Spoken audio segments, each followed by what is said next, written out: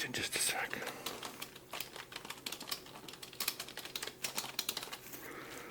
Okay, this guy's just dropped off the desk. He's contacted me already. That's what I told this guy before he was released. Send an email, drop off the front desk, and that's it. Blocked your uncle. I know he doesn't get it. Okay. Okay. So, I'm pulling double duty. Harry, my editor's away till Monday. So I've been up to my neck in paperwork. I was here late last night. Here early this morning, and I'm just trying to stay awake. Oh, yikes. Somebody was kind enough to drop a couple donuts off for me, but still trying to get off the smokes. I think it's been about 27 days and 5 hours and 18 minutes. If I keep them close by, it's kind of like a comforting thing, you know. So, anyways, I broke a story a number of years ago, and I was going through a bunch of our old files. You know, back in the day, we kept them on microfilm. That's how long I've been here. And I was going through some old stories, and I found one that took place in town here, and I remember covering this story. It was really interesting, kind of sad one way. This guy kind of screws up his life a bit, but anyways, it starts off in 1972, and I have to answer the odd emails that come in, because like I said, I'm taking care of Harry's business here, so I'll be right with you. Okay, just forward that and get back to me as soon as you can.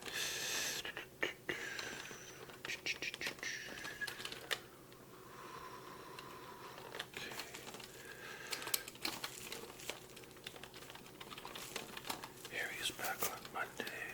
Praise the Lord for that.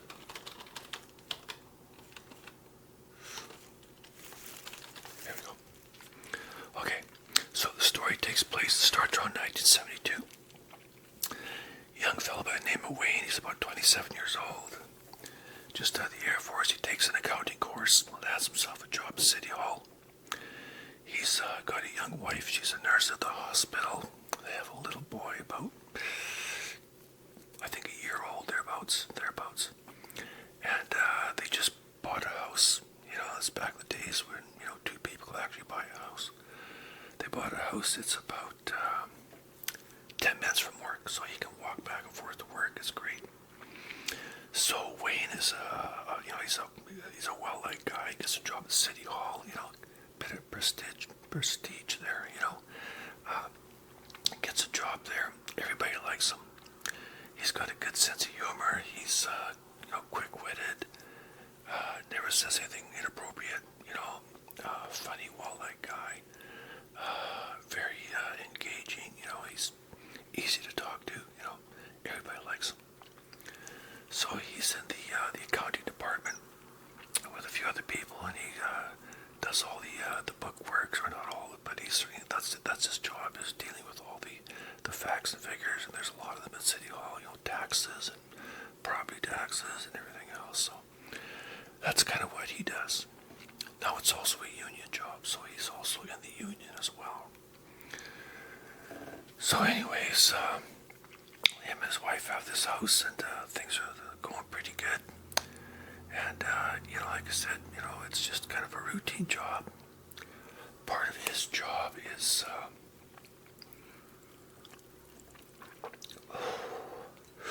man, I know who makes that coffee, but holy cow, yikes. Part of his job is he has to do a lot of deposits and that sort of thing at the local bank, which he does. And you know, when the teller, this back in the days, they had tellers, you line up or whatever, and the tellers are kind of teasing to see him coming, you know, here comes the mayor, or here comes Mr. Moneybags or something, because he always had lots of checks and stuff to deposit and cash and, you know, money orders, that sort of thing. So that was his job, you know, well liked over town. Everybody who met him really liked him and trusted him, and, you know, good guy. So anyways, time goes on, and you know, one day he's walking home and there's a pub there on his way home, not far from where his house is, kind of halfway between work and his house. It's called the Glengarry, and they call it the Glen for short. Kind of what you might call, well, during the day it's kind of like an old guy's pub, sort of,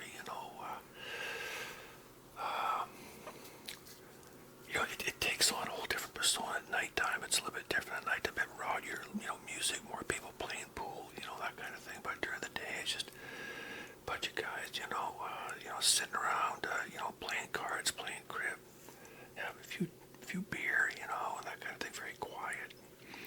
And Wayne stops off there one day for a beer, and it doesn't take long before he starts making friends there, and he's plays cards, likes to play crib, so after work he'd stop off, have a beer, round or two a crib, and get home, and his wife would be getting home, and the babysitter would be there.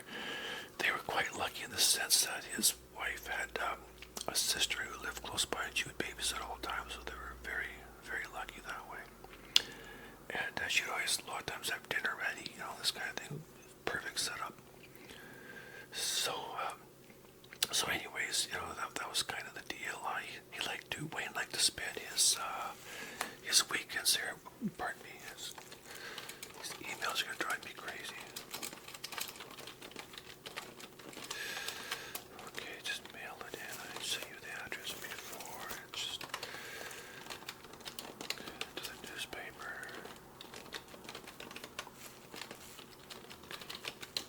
Yeah, phone numbers there already. Okay, I sent you the phone number a couple times. So, okay.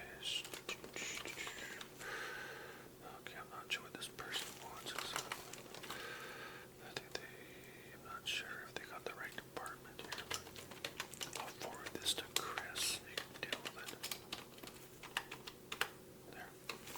So anyways, Wayne likes to spend his weekends there too, Saturdays, and goes in there and has a few beer, and by this point he knows just about everybody there. They know him, and he's plays cards and has a few beer, and that, very unassuming life, really, And his wife joins him sometimes, and one thing about those two is they both like to drink. You might call them functioning alcoholics.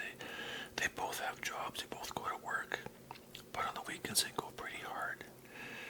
And that was how they met, was at a house party. They met at a house party. They both like to drink and whatever. And like I said, they during the week they keep it pretty cool, but the minute they're home from work, they're cracking beer and whatever. And, they don't get drunk every day, but they like to drink pretty much every day, and they manage to keep a functioning lifestyle. So anyways, time goes on, and now Wayne, like I said, he's part of the union. So Wayne was elected to a few different, he was nominated, then elected to a few different positions in the union, chairman and president, he's even in charge of activities and, the social thing and, whatever. But then he gets elected for treasurer, and that's right up his alley, because, he's already in accounting at the city hall. Treasurer is right up his alley. Really knows what he's doing. He reads the report, understands the report, he can explain everything, checks and balances, he just takes care of everything, really knows what he's doing. The difference here is he doesn't deal with the same bank as the city does. He deals with the credit union, and it's a little bit slacker. He is actually in position to cash checks, withdraw money, write checks to himself and cash them, that sort of thing.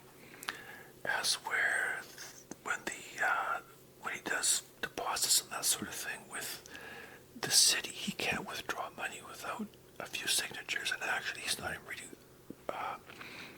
authorized to make withdrawals. But the people that are usually required requires at least 2 signatures. And he can make deposits and that sort of thing, but he's not authorized to make withdrawals, as where with the union as the treasurer. It's a whole different ball of wax. So anyways, so time goes on, and the years go by, and nothing really changes. They have their house, their kids grow up, and the story doesn't really start until around it started in 72, it starts around 1992. And, so 20 years later, in the meantime, they've had a little girl, so now they got a boy who's, about early 20s. The girl is about 18 or 19. They're both out on their own. Wayne and his wife, they just kind of drifted apart, They've been together now for, a little bit more than 20 years, and they just kind of drifted apart, so they separated and eventually got a divorce. So they sold the house. Wayne's wife moved out of town to a different city and got a job as a nurse in the hospital there. His 2 kids are still around. One's going to school, one's working. The other boy is working. I can't remember what he was doing, but they have their own lives. It's not relevant. So Wayne buys himself a condo. He can still walk to work, but it's about a 20-minute walk now. It's a little bit further.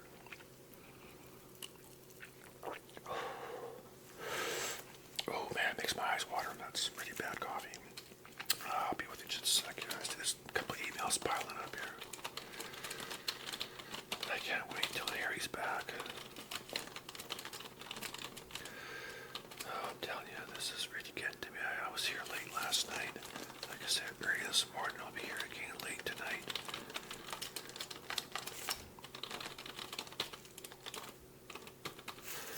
Okay, well, this one's easy. I can just forward this one. Okay. Forward that to Harry's desk. Oh, I can forward this one too.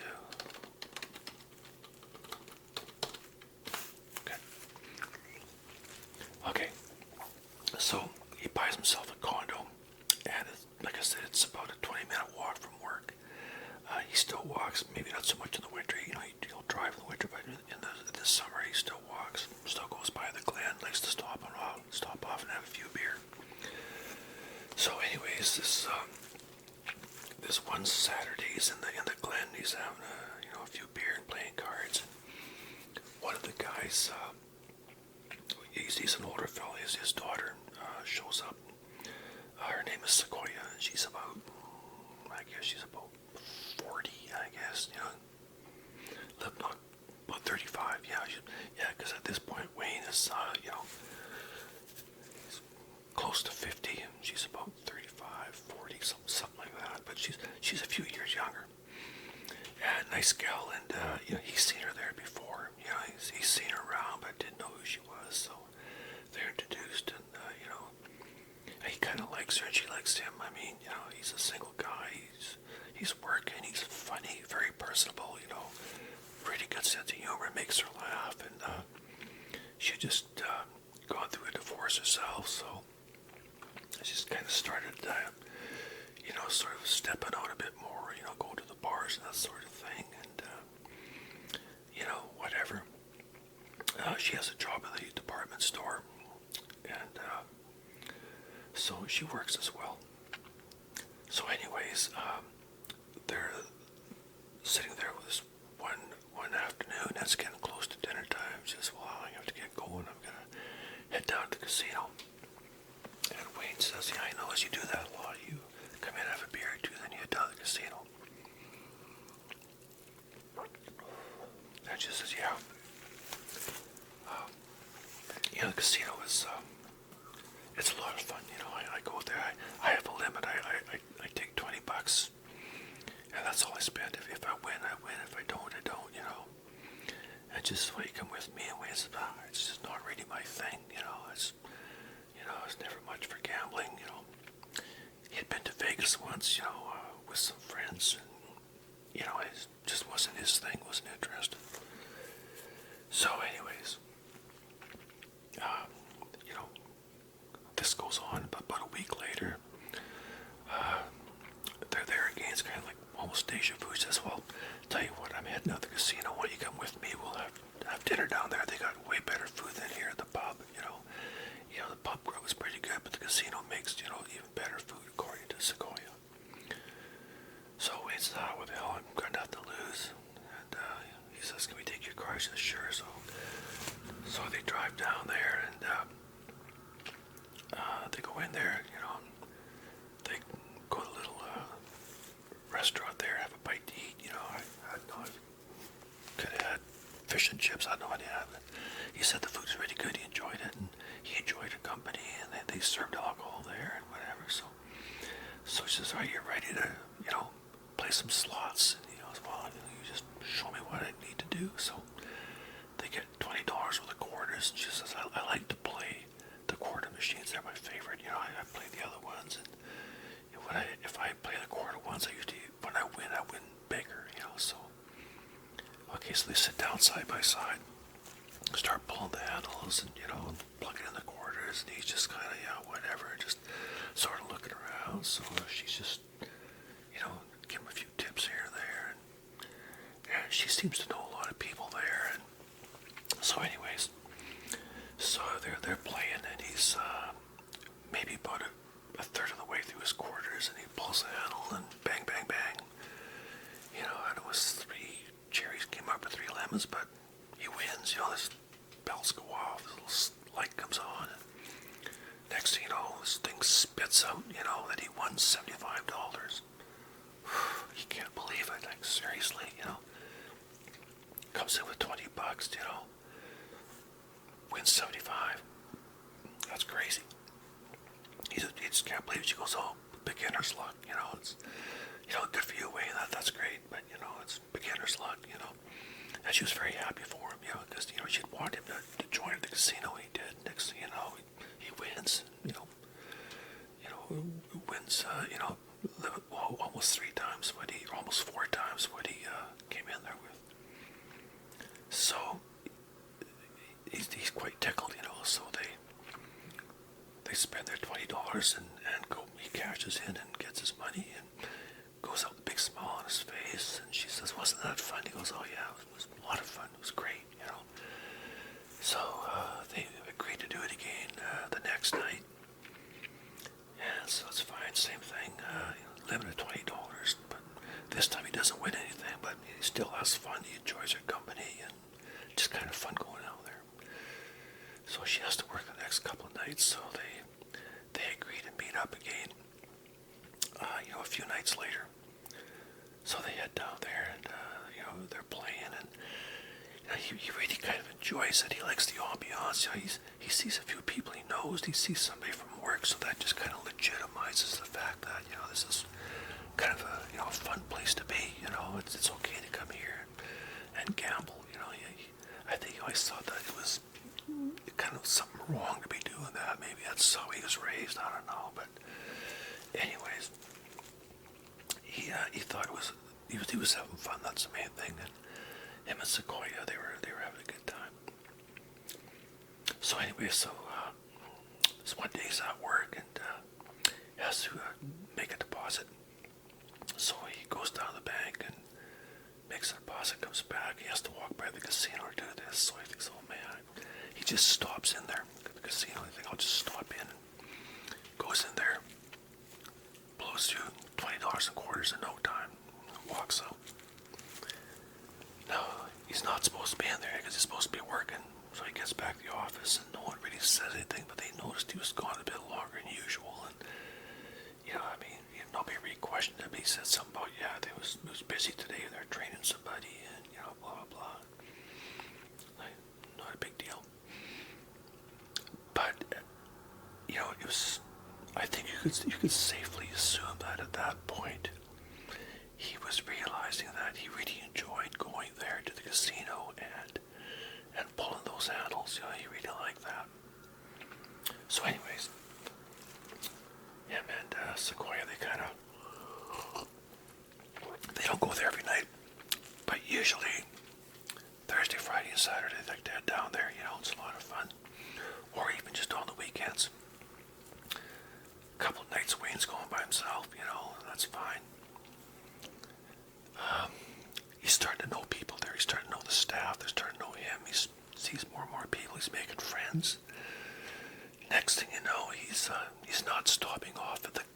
much as he used to. And, the one time he walks in the glen, they're kind of like, well, look who's here, where you been, stranger, this kind of thing, right?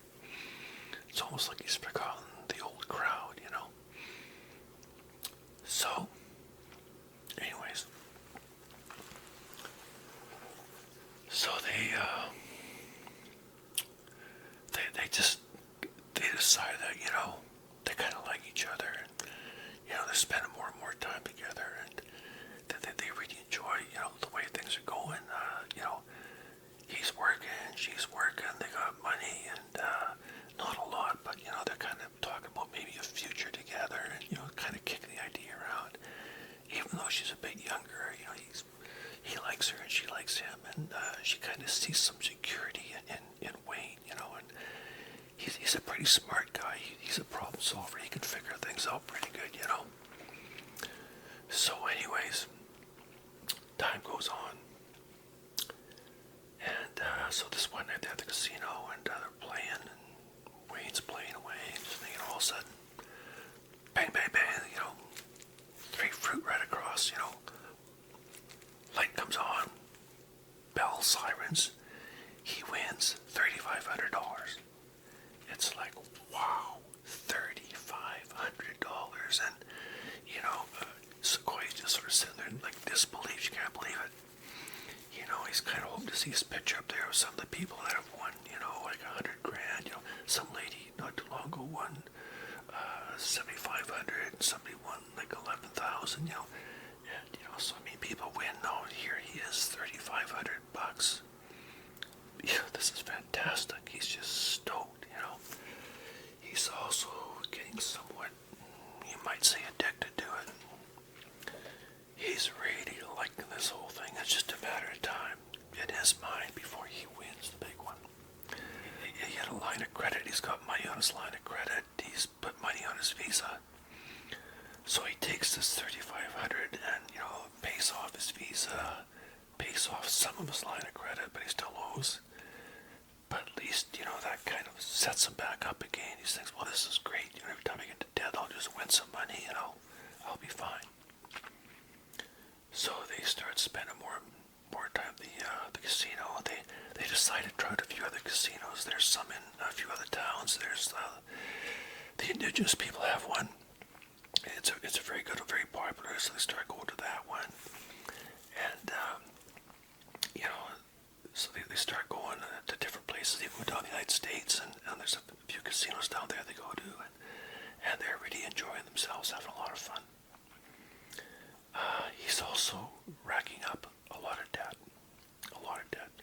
Because, see, it's not just, Wayne and Sequoia. Wayne goes there by himself quite a bit. And she really has no idea just how much. I mean, she has a $20 limit. That's it. She's done. She doesn't spend anymore. As for Wayne, he's at the point where he just goes, just keeps spending. And she sees he's doing that, but she thinks, well, he won $3,500, so he can afford to do this. And, he makes good money, he can afford, it's not a big deal. She doesn't really think about it, She notices it, but doesn't really think about it. So anyways,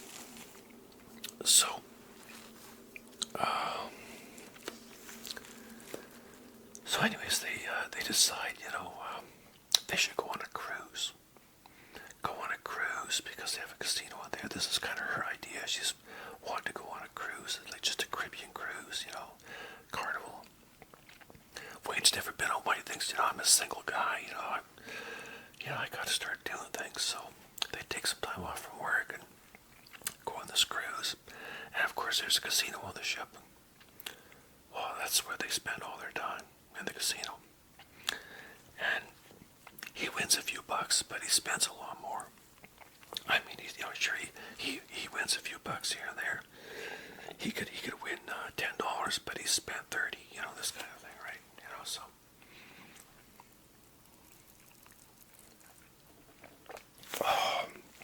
So they do this cruise and have a lot of fun. Costs a lot of money. They agreed to split everything, but Wayne kind of, he comes through and. He gives Sequoia some money, and he kind of, he pays basically for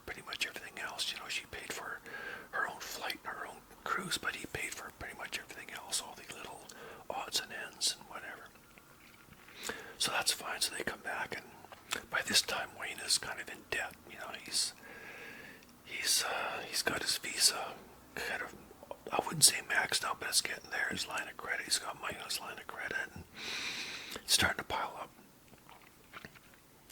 So anyways, this one day he's depositing some money for the union. Now, like I said, with the union, he can withdraw money, he can write checks to himself, it's not a big deal. This one day he just realizes, I can withdraw some money. So he withdraws $5,000. He just kind of cooks the books a bit, kind of makes it, sort of disappear like no one sees it, I mean, he's an accountant, he's the treasurer, he can make these things happen. Well, that's great. So they start going to the casino again, and it's next thing you know, they want to plan another trip. They want to go to Vegas this time. Wayne says, that's a great idea. He says, hey, I tell you what, I'll even pay. And she goes, really? He goes, yeah, sure, why not? So they go to Vegas for about 4 or 5 days, nice hotel. They see some shows, spend pretty much all the time at the casino. Wayne wins nothing. He comes back even more in debt than before he went.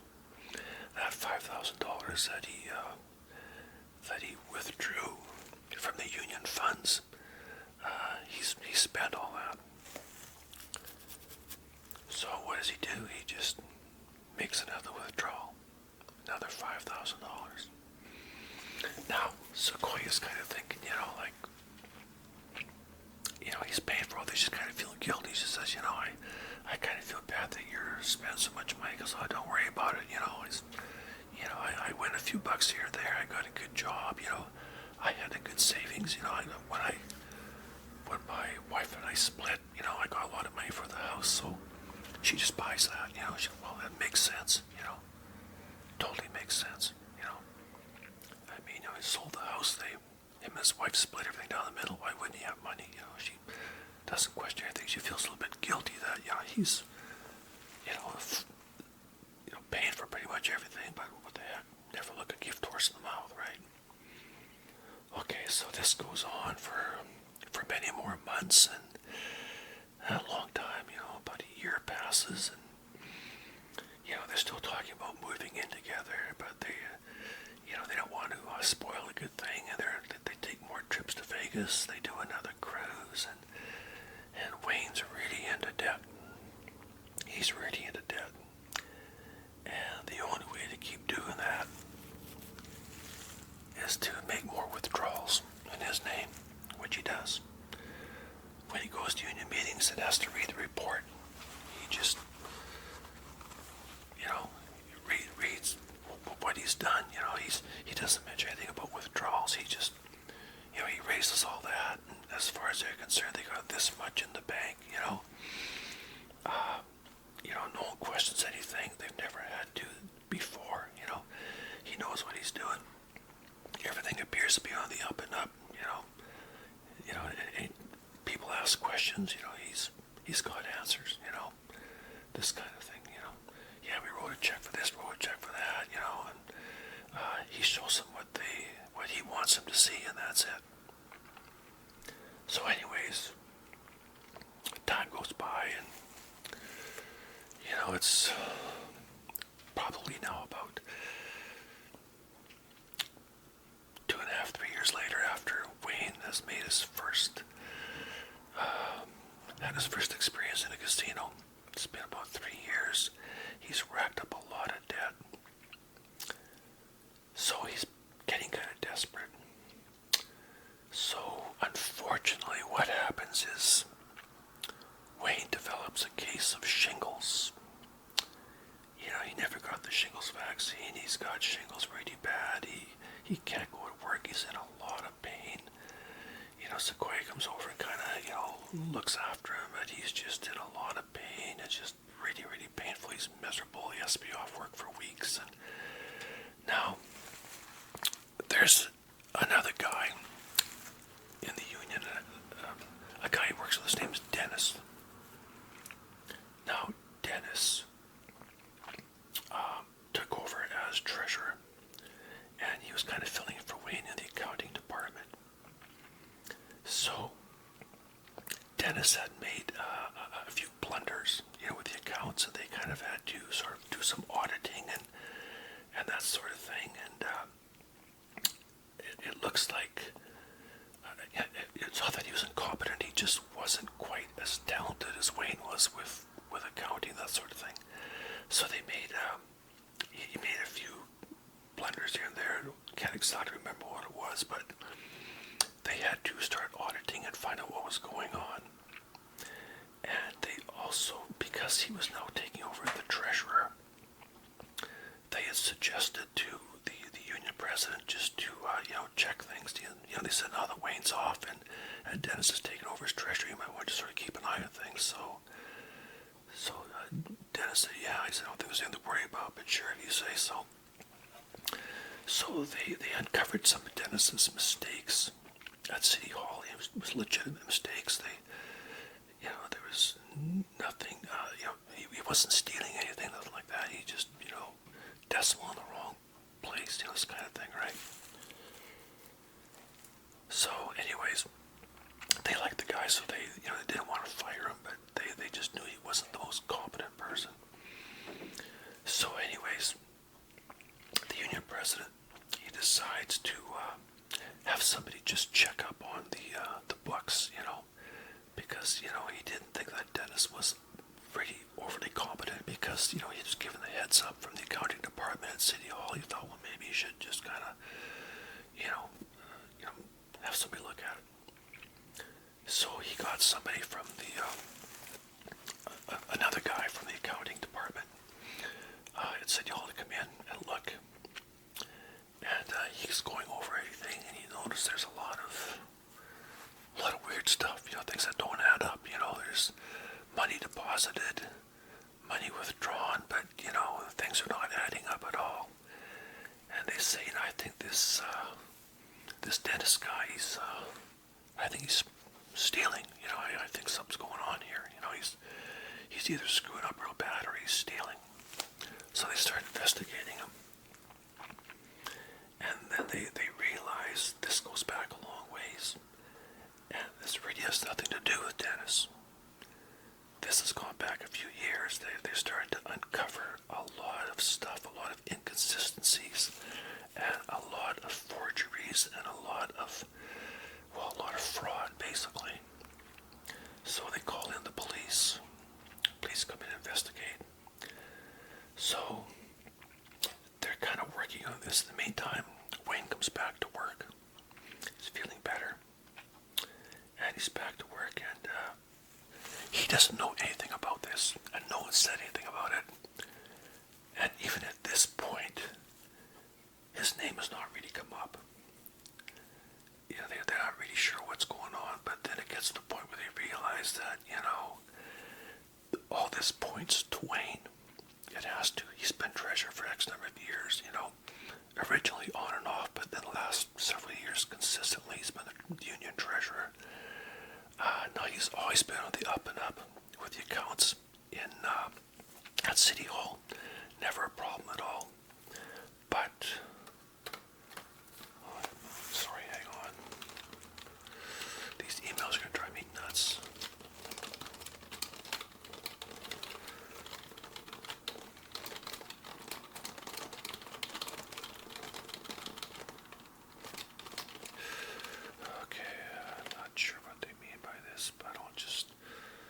Forward this one to Gary's desk too.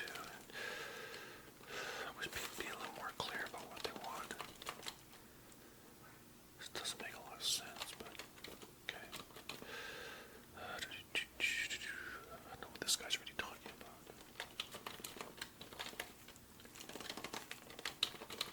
Gary, I can't wait you're back to work. Harry, sorry. Harry.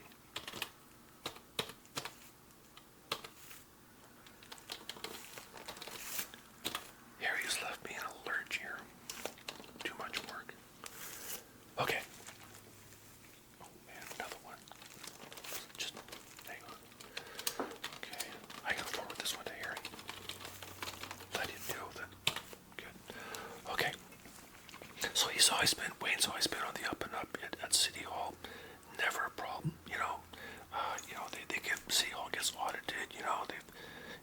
There's never been any problems. Everything is just he's like their wizard of the accounts. He's their top accountant. It's everything is great. No one suspects him of anything, and that's why it was so hard for them to connect his name to what was going on with the union. It just didn't seem to make sense. But after the police came in and they had some experts come in, they went over everything. They realized that Wayne had some explaining to do. There was some fraud going on, and it all pointed back to Wayne. So like I said, Wayne's been back to work now for about a week. There's been no mention of anything. Nobody knows anything. And this one day, his boss's name was Gary. Gary comes up and he says that they want to see you in the boardroom at right after lunch. It's at 1 o'clock. Okay, so Wayne is thinking, oh man, what this is about. He kind of has an idea, but still nothing was ever mentioned. So he goes in there and walks in, and they say have a seat. They sit at the end of the table there. So there's Dennis, Wayne's boss, Gary is there, a few other people. He recognizes the assistant manager from the credit union, and there's a couple of officers from the RCMP, and a few other people. And so he's sitting there, and he realizes right away, I'm in trouble. So basically, Gary says, Wayne, the reason you're here is we've been going over, the books with the union and that sort of thing, and there's a lot of inconsistencies, and we really need to have you give us an explanation as to what's going on. And Gary was really hopeful. He really liked Wayne. He was really hopeful that Wayne would say, oh, well, I can, all this money's in this account, or that, and so Wayne doesn't say anything. He just kind of stares at the middle of the table, and Gary is like, and finally Wayne says, I took the money. And Gary says, where is it? And he said, I spent it all at the casino. I spent it on gambling. And no one says anything, because they suddenly realized there was no chance of recouping so much as a nickel of that money. They were kind of hoping maybe he put it in an account somewhere. He was, sort of pilfering all this money, sticking in an account so he would have it all for his retirement or something. There'd be, as it turned out, there was $57,000 missing. $57,000. Oh, man. That's a lot of money. Now, you gotta wonder, he wouldn't always take $5,000. He would take like $1,000, and sometimes he'd wait a while, he wouldn't take any money for a couple months, but $57,000 was a lot of money to steal from his union brothers and sisters, and that's exactly what he did. People just instantly lost respect for him. It is a lot of money. Keep in mind we're going back, a number of years. This is probably into the mid-late 90s at this point. I mean, $57,000 is still a lot of money, but it was even more back then.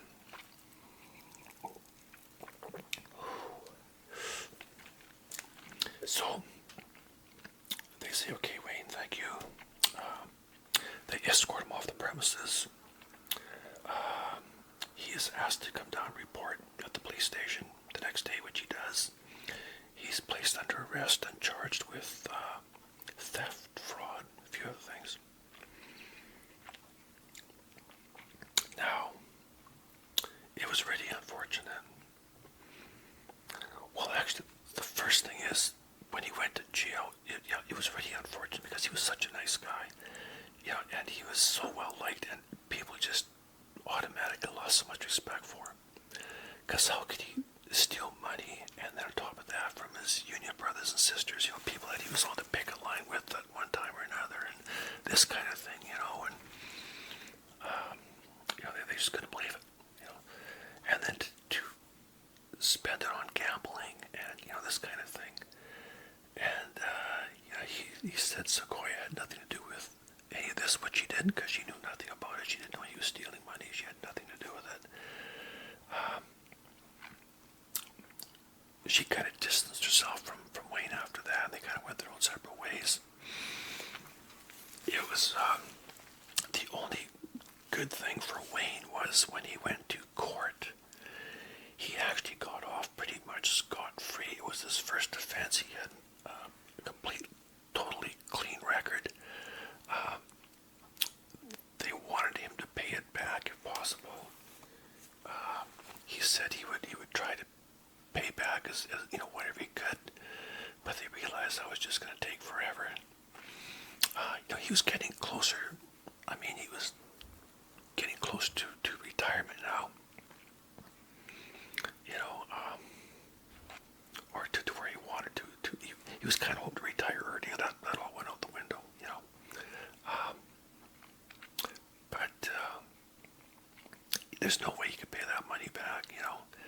So they put a lien on his property. He could not, borrow any more money, nothing like that. They wanted him to pay about $500 a month, which was just ridiculous. It would take a long time to pay that off. That's like $6,000 a year. Now, I guess he could pay that off in about 10 years, 9 or 10 years, So that was the deal.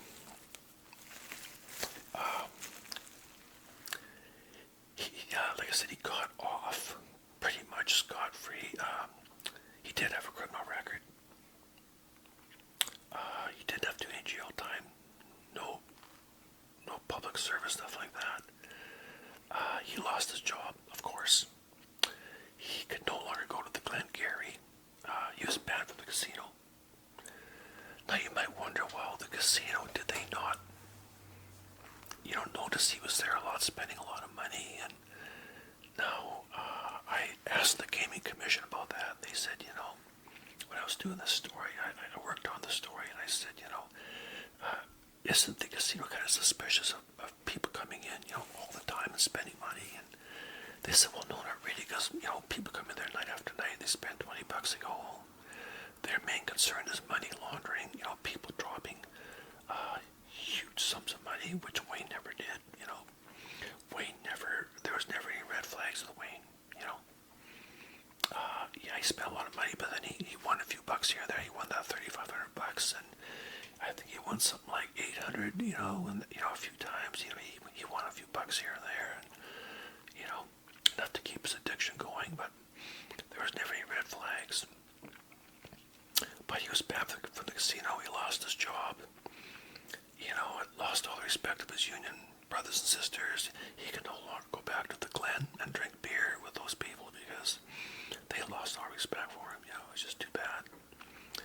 So anyways, as it turned out, he just kind of became a shut-in and a recluse. He was paying off his $500 a month, which was a lot of money. It was tough for him. Unfortunately, he died in his sleep. About 3 years later, he just went to bed one night and didn't wake up. And that was all there was to it. And the story doesn't quite end there. I'm not sure how he passed away, if he had a heart attack in his sleep or what. But his two children, his son and his daughter, they went to sell his condo. Completely unaware there's a lien on it. And I think they were asking back then about $110,000 or something for this condo. They found out there was a lien on it,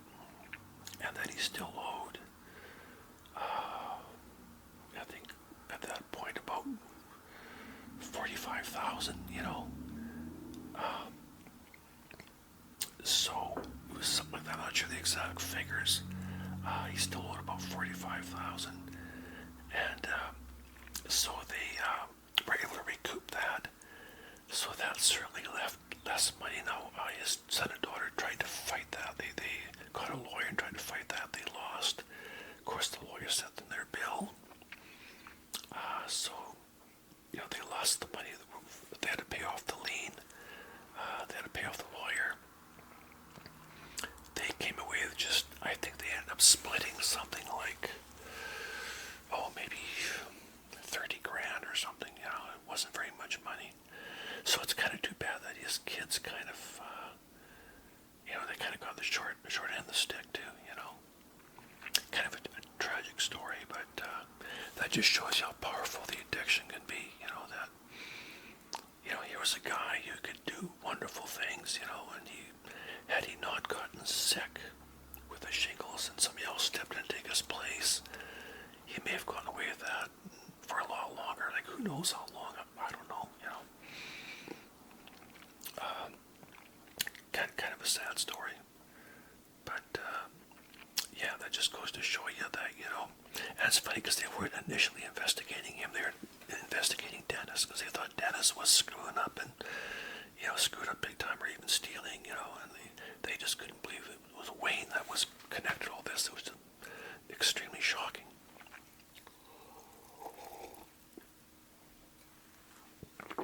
Ooh, yikes. So anyways, that was pretty much that. So the union did get their money back eventually. Wayne unfortunately died, never was able to retire. Died in his late 50s, something like that, mid-late 50s. Really kind of too bad. Not even sure what happened to Sequoia. But, anyways, that just shows you, like I said, you go in there and pull a handle, next thing you know, he was addicted, couldn't help it. Hang on just one sec here.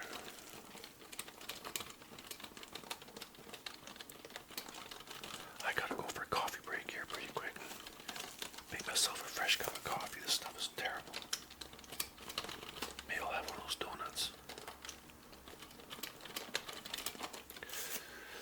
Okay, I'm not sure what they're saying here. Okay, be back Monday. Forward you the phone number and you can contact Harry.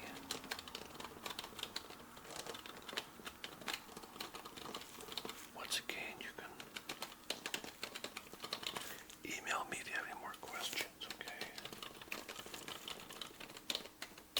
Here. Okay. That's my story that I worked on years ago. I remember just how sad that was, this prominent young man who was doing so well working the city hall, and screwed everything up.